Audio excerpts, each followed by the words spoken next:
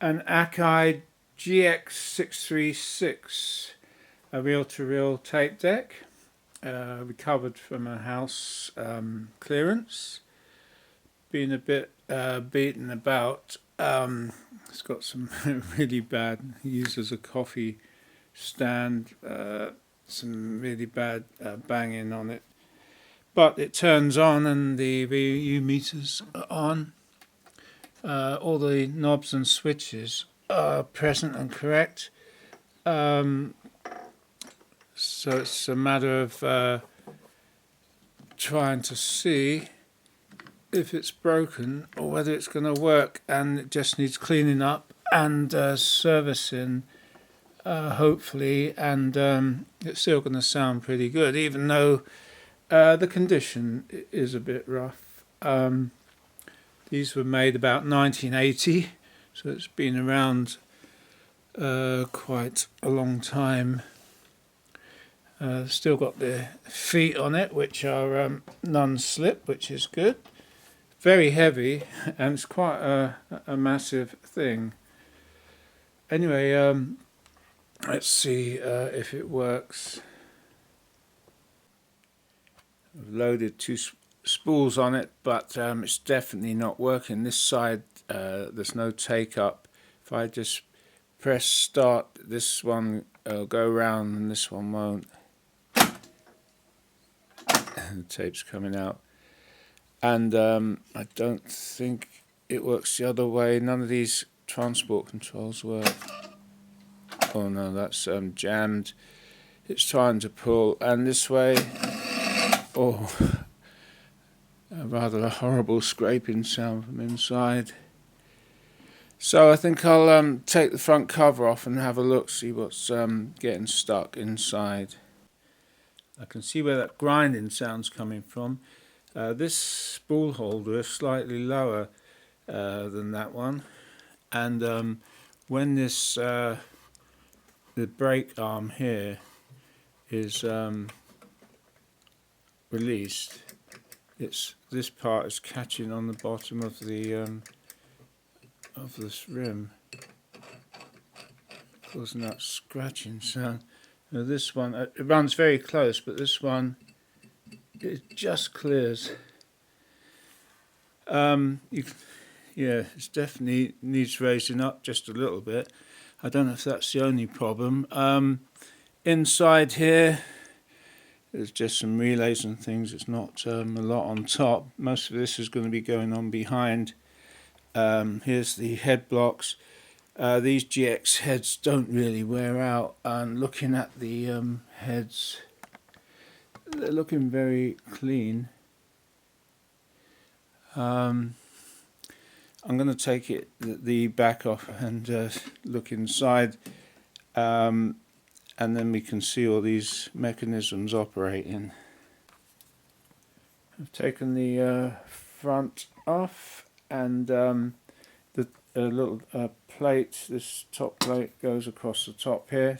So now you can see in there there's some screws which lock this on. So all I got to do is loosen those and raise it by about 1/2 mil. If I put this straight edge across the front, it's touching this one, but down this end it's sunk in. It's only got to move about 1/2 millimeter, maybe just a fraction more. So I'll do that, and it's really dirty inside. I'll just clean it out and check over anything that I can see that looks a bit odd. Taking all the covers off the front, and so I can get everything. There's quite a lot of space inside here. Just got to clean it out. Taking the back off. There's the big capstan motor. You can check the float on that. It's got an adjustable screw on there, nut I mean, which adjusts the float in and out. It's just minimum. Everything seems fine. Very dusty, that's all. I recognise this sort of switching system that AKAI use on their tape players. Got to check those, clean up any of these switches. See if I can see anything wrong with it. And electronics wise, nothing normally goes wrong. It's more likely to be the switches that got dirty. Well, it's all pretty good news. I cleaned up all the old grease off the moving parts. There aren't that many, mainly just there's a slider here, and there's a couple of grease points under here where it's a sliding mechanism. I cleaned off all the dirt off all these parts here and off the gears, and I've blown out all the dust. I cleaned out these contacts for all the switches are just very straightforward. The metal push rods just hit some screw heads at the bottom, so to short them out, I cleaned them up with some decent contact cleaner. Now inside there's a lot of contacts here, 1, 2, 3, 4, which I sprayed out with that contact cleaner because this bar here moves backwards and forwards from that solenoid, and I put some grease as a spring and locating screw there which slides backwards and forwards. I blew out all the dust. I checked the I didn't have to adjust the capstan motor, and there aren't many other parts you can oil or grease. You can just see the belt was fine, that drives the counter. That's the only belt in there. There are very few parts, unless it's electronics, and luckily there was no electronic problem. Now I've cleaned out all this aluminium up the best I can, just using some of the Magic Pampers Natural Clean, which cleans up the dirt without taking off any of the lettering. And then I just, before it dries, you just polish it off. I use my handkerchief, which is now filthy, just a decent cotton handkerchief. It's come up pretty clean. I've cleaned that, I've cleaned the entire case, I've cleaned that face, and I've cleaned these covers. There's a bit of scratching, and the knobs I've cleaned. The side panels are pretty beaten in. I don't know what I can do about that, but they're cosmetic. I've been trying to line up the guides and the way the tape runs around the spools, keep it in line on this player, because I don't know what happened to it. The spools were they were set too far over to the case, and as the tape came out from a nice straight path across these guides, it was then rubbing against the edge of the spool carriers. I thought it was just on the on these small spools, and I made some spacers up to space them out, these things, just to move them out, and that was fine until I discovered that when you put on these carriers and then fit the alloy spools, they were then also out and too far in, and I couldn't use the spacers on these things. You can't put them on, so I had to have another look at it, and I don't know why they didn't line up, but in the end, I mean, you can move the hubs out by undoing these screws and just easing it out on the shaft, which I did do. But then you run into a problem with the brake band. It starts working its way over too far, and it's not running on the brake material. So I had to put some spacers in to move the brake band out on both sides, this side and over there.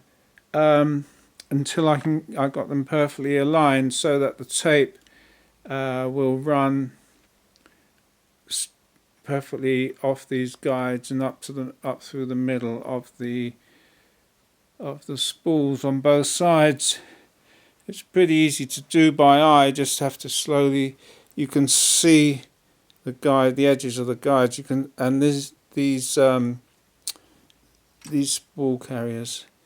These guides here. They got black rubber on them, so you can check that it's running in the middle of the black rubber, and coming straight up and through the middle of these carriers, spools. And when I put these on as well, they line up and come up in the middle of these.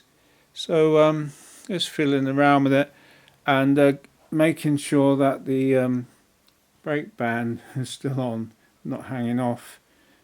I had to bend the arm slightly on this one to get it to work. This side was slightly further out. I don't know why, because the whole of the chassis seems straight, so I don't know if any other machines suffer the same, because this is all screwed on and in line and everything.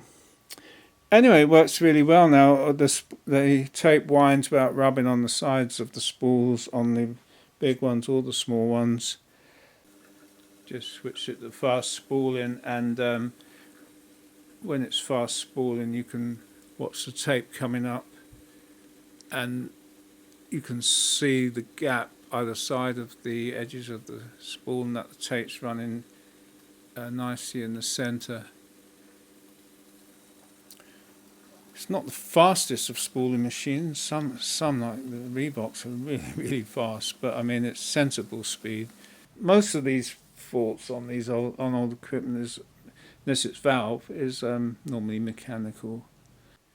Another thing I'll show you with these AKAI machines, they're auto reverse, and the way that the auto reverse works is that you need a bit of metallic foil on the back of the tape that shorts out across these two contacts on here. The middle bit is insulated and it shorts the two sides out. Now you can buy very expensive foil made for these machines in strips, but here's the piece of foil just here, and this piece of copper foil that I just stuck on there. I bought a whole reel for only a few pounds of it's exactly the right width, it's 1/4 inch, and you just cut a little piece off and stick it on. It says here it's 6mm by 20 meters adhesive copper foil tape, EMI, that's electric interference shielding for guitar, and slug and snail barrier. So obviously slug and snails don't like going across copper. But it was only a few pounds. I searched for it on eBay or somewhere, and you can cut thousands of little bits off. You only need a very small piece, about that long, and it's adhesive back, and it's very thin as well. It's not thick. It's very, very thin. So and then it just shorts out when it goes across that contact.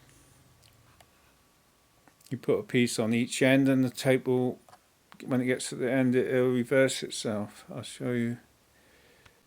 Just show you the reversing action when the foil gets down to there. I'll just play a little bit. Which way is it going to go? That way. There it goes. No. It'll play the other way.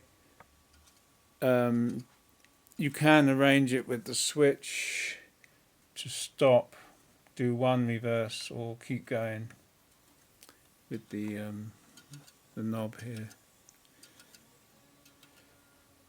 So that looks all about good. The counter works very nicely, no problems with that. The AKAI GX-636D. Before I put the front panel on, and there are a couple of adjustments to do just to check. You can check the two solenoids for the play where it pulls the capstan idler up, the pressure, and this little solenoid which holds the it just off the wheel, just off the shaft. When you press pause, it tells you what to do in the instructions. There should be a tiny gap between these two metal activating parts of about half to just below 1 millimeter, and when it's in pause mode there should be a tiny gap between the tape which was running between the capstan and the idler pinch roller of a tiny gap about ½ mil.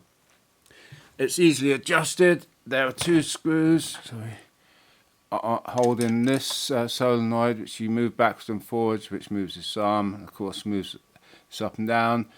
And this one is held by two screws as well. You move it up and down, which will move this up and down as well. I've already adjusted it. It's fairly straightforward. You press play and you loosen these off, and you can move this backwards and forwards, so you just get a tiny gap just in there. And when you press pause, you can see that gap closes up actually, and when you press pause, it's just off. If you shine a light, you can just see it. Perhaps that it's just off. It's about ½ mil, I think. When I press play, it should just jump on again. There you go. So that's adjusted good. There is a variable pitch knob here which varies the speed of the tape. It's got a very wide range. It's got an indent in the middle, so it snaps into position. That should be calibrated, hopefully to the proper speed. But it's got, you can really speed the tape up or slow it down. I'll just do a little bit. Yellow submarine, yellow submarine, and our friends are all aboard. And then you can slow it down. And the band begins to play. And back to normal. It's got a huge range. I don't know how useful that is, but it's there. This machine has a variable pitch control or variable speed, but how do you know if the tape is running at exactly the right speed? Well, they don't fit any means of speed counting like you see on some record decks, vinyl, and there's no strobe or anything, but you can buy a little tool called the Metrostrobe, and it looks like this, and it is actually a strobe that rotates, and it will measure your speed, and it should measure at 50 or 60 hertz, depending on what country you're in, and it's got two sides. It says black and blue, but I don't. And it will measure all speeds. According to this, measure 3 3/4, 7.5, 15, and 30 inches per second. And the usual way, the strobe will appear stationary if it's going at the right speed. So I'll just show you it in operation.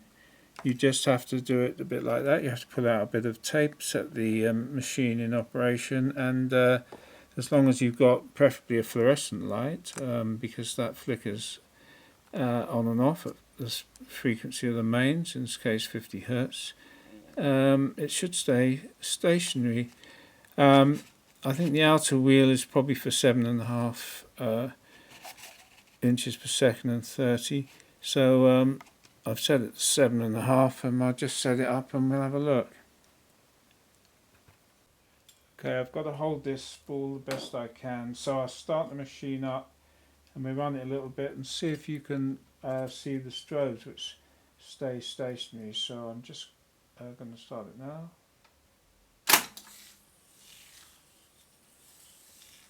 I'll try and hold it straight. And I can see the strobes are dead stationary. Depending on if I can get this straight, which I hold it straight. Maybe a tiny little movement to the right, but it's not very much. So pretty much running dead on speed. I'm going to hold the strobe in position and try and vary the pitch so that it's rotating. Okay, then I'll vary the pitch over here, increasing the pitch. Here you can see it rotating to the left. And then I'm going to turn the pitch slower, and it's rotating to the right.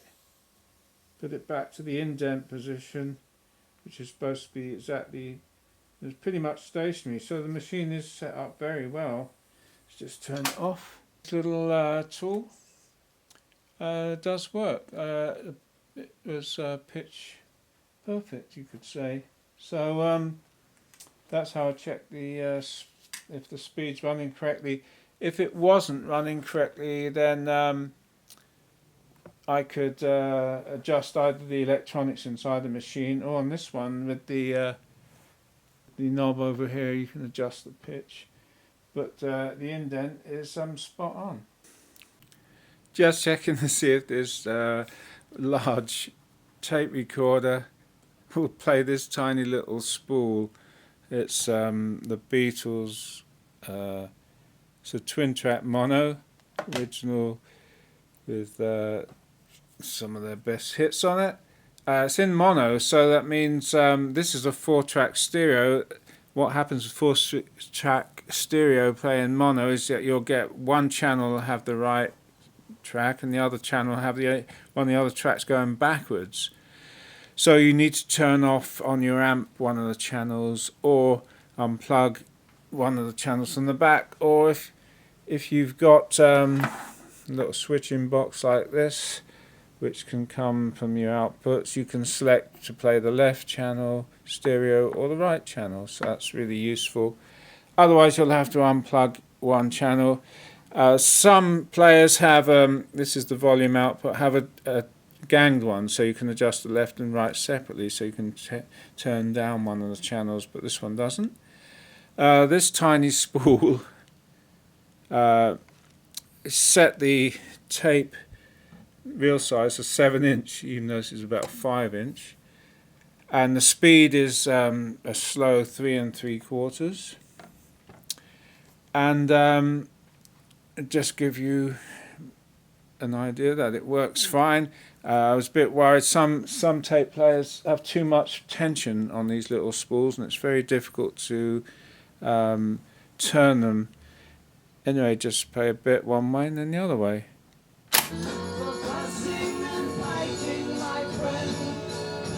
So it's playing one of the channels only,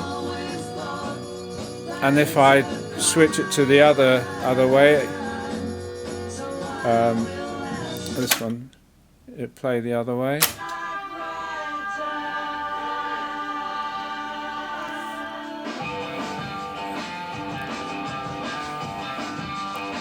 So that works fine. And considering how old this tape is, the sound quality is pretty good. So it'll play the tiny little spool, which is good. Another part of this player which is really high quality.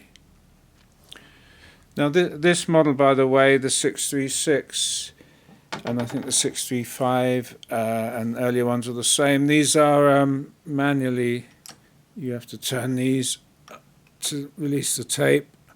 On the 646 and the 647, which came later, these are automatic for you, so when you press play, these wind round on their own, and if there's no tape, then it stops. So that made it even easier to use on the later models. But besides that, I believe the 636 and the 646 have identical performance, record replay performance, and the 747 was the top of the range one. Had a bit better extended high frequency and low frequency.